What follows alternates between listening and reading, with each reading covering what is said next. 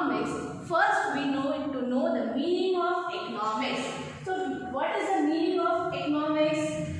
We have already studied that economic studies deals with the study of economic activities, that is production, distribution, exchange, investment and consumption.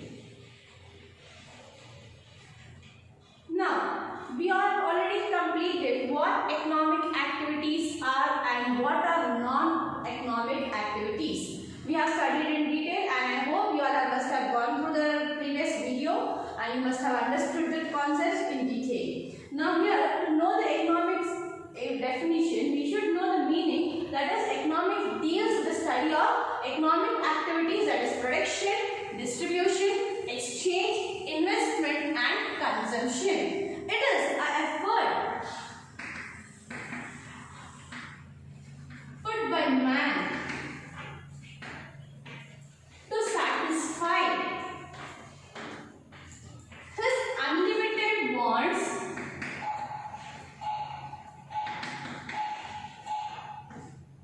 with limited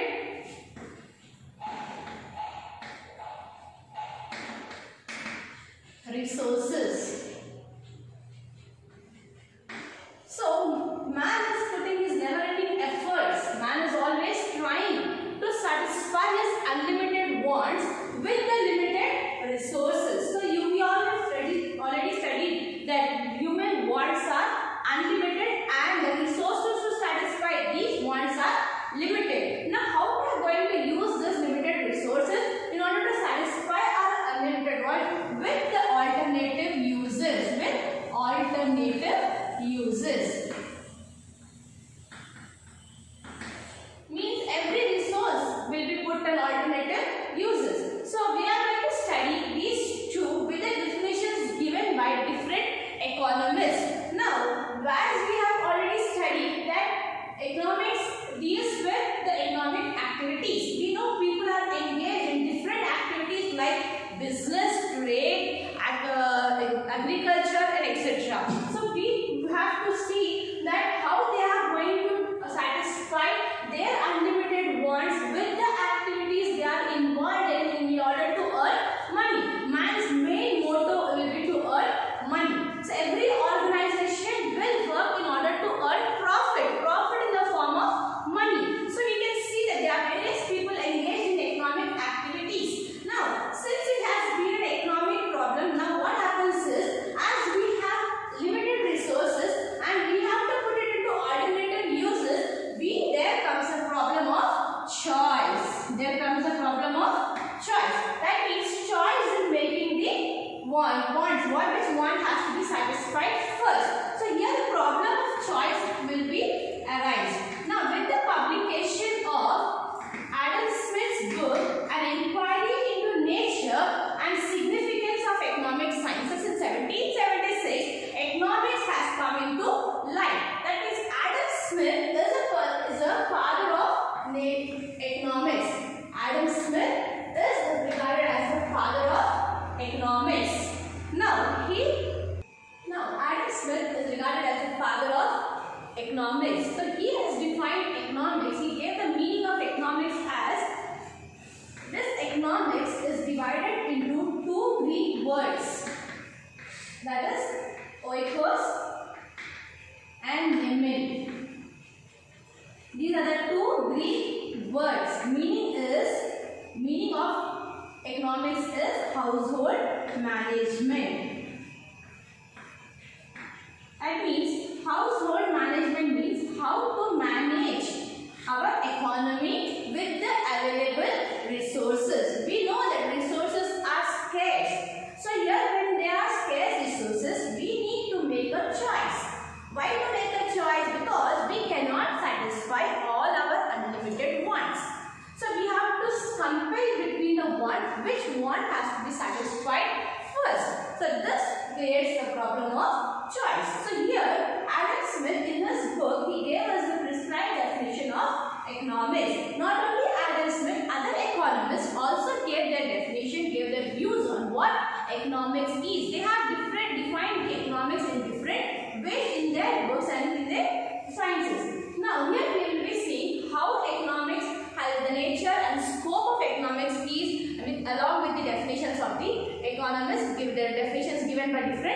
economist. Now this definition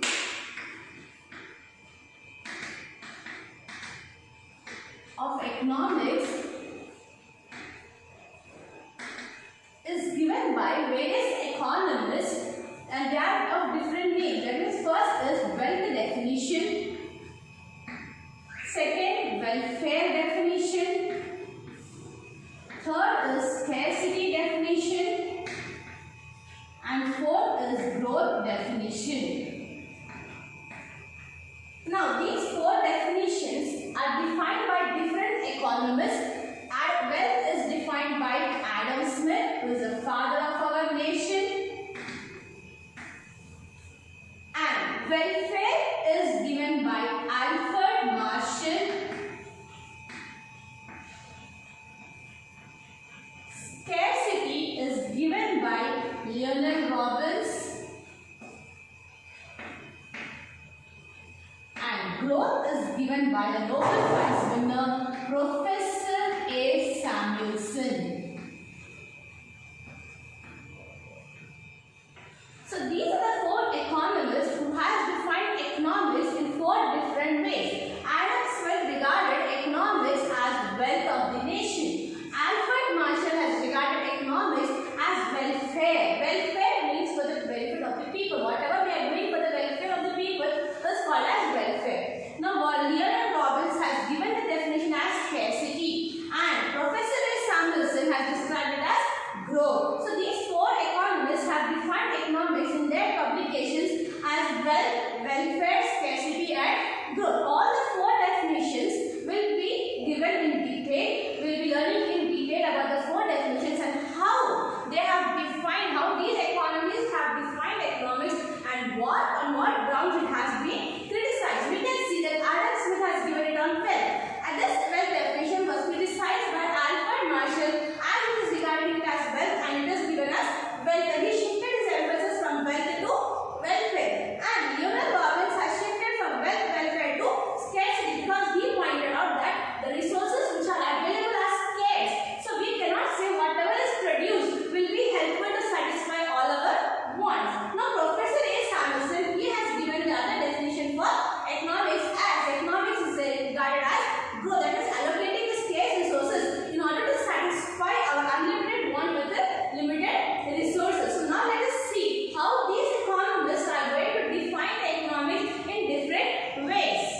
Now this wealth definition is defined by Adam Smith. Adam Smith is a classical economist. So he, in his book Wealth of Nations in 1976 has regarded economics as wealth of nations. So he said that he defined economics as an inquiry into the nature and causes of wealth of nation. That means whatever we are getting through nature, whatever natural things we have, whatever goods have been produced, will be regarded as wealth of the nation. So he gave this definition as an inquiry into the nature and causes of wealth of nation. So along with Adam Smith, other classical economists also regarded economics as a study of wealth. So according to JBC is also an economics. He also is a classical economist. He said that he defined economics as the aim of a political economy is to show in the way in which wealth is produced, distributed, and consumed. How we are going to produce the goods, how it has been distributed,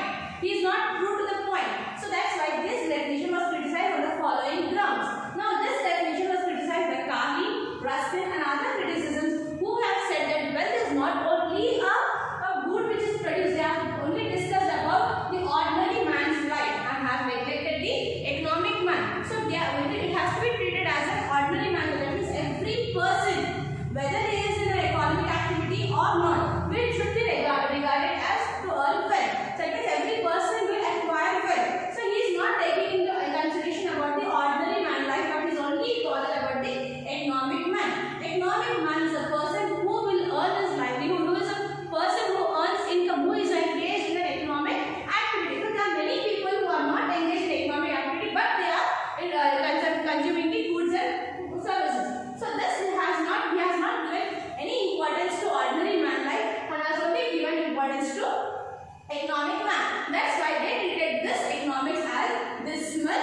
science. Now next is he said that wealth, it was criticized on the ground saying that wealth is a mean to an end, but not an end to itself. We can satisfy what is an end? Unlimited wants. I already told you, end is unlimited wants. So means wealth is only a mean to satisfy our want, but not an end to itself. Only with the want of wealth we cannot satisfy our want. Only with the goods produced, if the goods are produced and we are not consuming it, is it satisfying our want?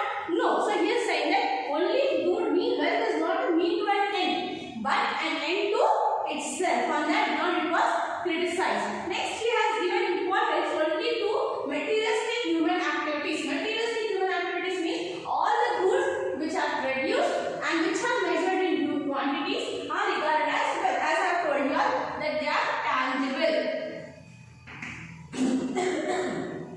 They are tangible goods. So what are tangible goods which can be measured in quantities? Whatever goods we are producing, like food grains or any other commodities which are being produced and are sold in the market. Intangible are like air, sunlight, it cannot be measured. And services of the doctors,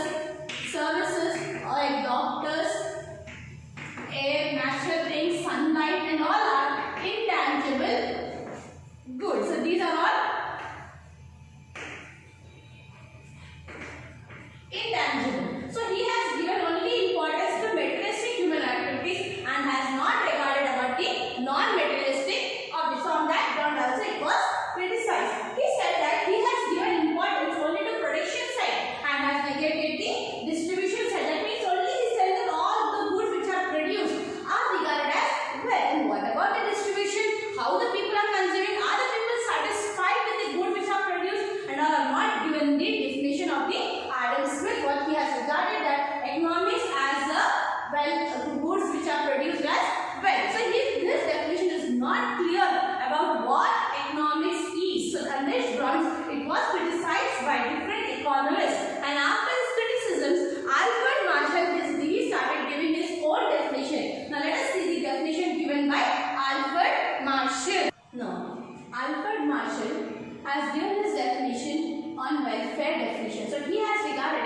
economics as welfare. So in this book he defined economics as a political economy, or economics is the study of mankind in the ordinary business of life. So he shifted his emphasis from wealth to welfare. That means what Adam Smith has regarded that economics is the study of wealth, whereas Alfred Marshall has regarded economics as the study of welfare. So it examines that part of individual and social action. That means what an individual is doing, what a society is doing in order to be closely connected with the attainment of use of the material requisites of the well-being. He is also considering only the material objects. That means whatever they are producing, how these individual and society are closely connected in order to attain the material use of the benefit for the well-being. This is on one side a study of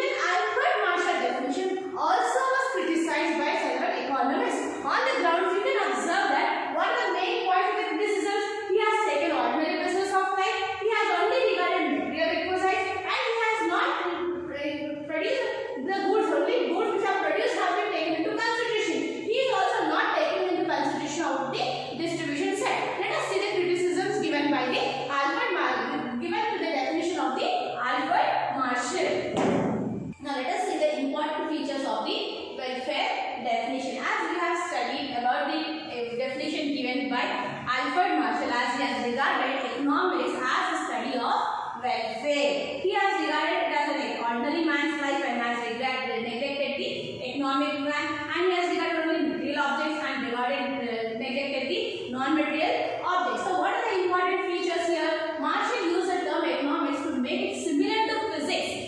What he tried to make the economics similar to physics. Why? Because as a science deals, he wanted to deal with the science, because he cannot deal with the ever-changing forces of the human nature. Human nature is always changing. As we have studied, the nature of human and society is always dynamic. Dynamic in the sense changing. So he is saying that he wants to deal economics with the science, because deals not with ever-changing forces of the human nature. Because science is always changing, nature always changes. So he wanted to compare it with the physics. Next is, he has regarded economic aspects as human aspects and no concern with political, social and religious aspects. So he has taken only consideration of the human aspects. So he said that economic aspects are all human aspects. Whatever he is doing is only for the benefit of the society or for the person, but not taken into consideration of the political aspects, social and religious aspects. So it is not being concerned to all these, but it is only concerned to the human aspects. Human activities which increases you. He has regarded that whatever activities we are taking, all the human activities are only to increase human welfare. We are only doing it only for the human welfare. That is, whatever goods are produced is only used by the people for the satisfaction of the wants of the people.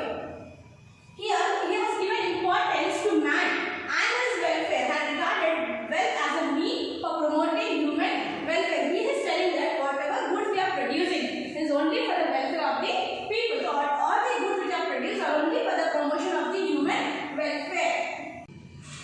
Now, criticisms of welfare definition. Now, till now we have seen that Alfred Marshall's definition as a study of welfare and the features of the welfare definition. Now, criticisms of welfare definition. So, Alfred Marshall definition also was not aware of critics.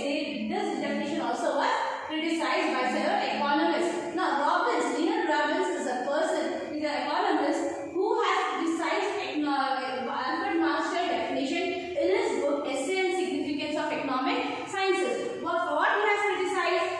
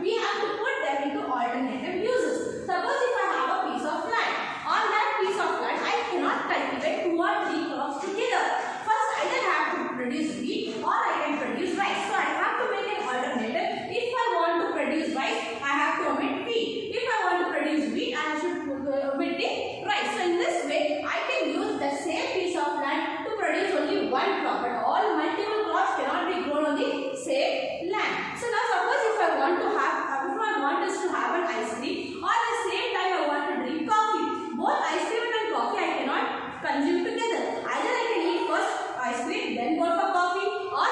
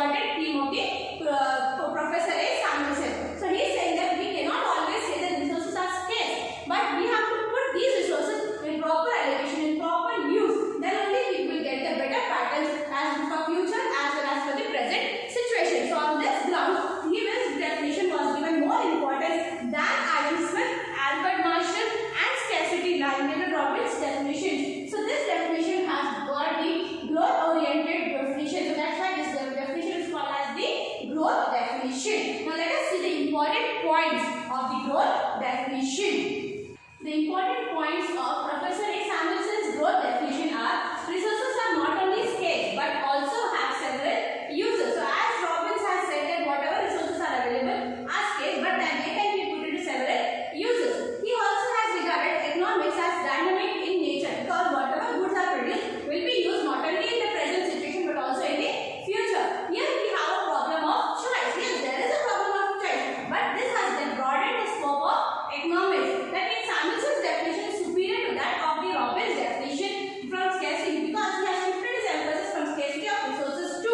income, output and employment, and also has created the problems of economic growth. So on all these grounds, Professor Samuelson's definition was superior to that of Adam Smith, Albert Marshall and Leonard Robbins. So his definition has been given superior and more important, and this is the exact definition given by Professor A. Samuelson. Now all these four definitions are very important from an economic point of view. So we should know how they have regarded, what Adam Smith has regarded, what Albert Marshall has regarded, what Leonard Robbins has regarded. So for the brief description, we can see that economics in four types. All these four definitions are very important, children. We have to go through all these for the better understanding. So here we can see that Adam Smith has regarded it as wealth in the year 1776, whereas here he has regarded again as welfare by Alfred Marshall, and he regarded it as welfare, study of welfare in 1870. Again the next is scarcity given by Leonard Robbins as scarcity,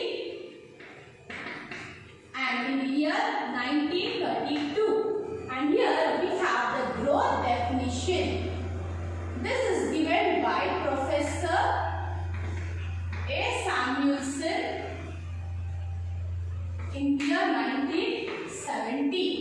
So all these four definitions of economics are very important, out of which one definition was criticized by the other person, another economist has criticized. Finally, the definition given by Paul Samuelson was taken into consideration. So now, as we have studied all the four definitions. These four definitions, this Adam Smith definition is important for 5 marks, children, and this Albert Marshall welfare definition is important for 10 marks, and scarcity is also important for 10 marks. All these in detail have been given to you in the presentation given. Now I am going to attach a document in which all these definitions are given in detail. So I would like you all to write the classes, start writing your classes right from this Adam Smith definition. First I have given all the definitions with the books, everything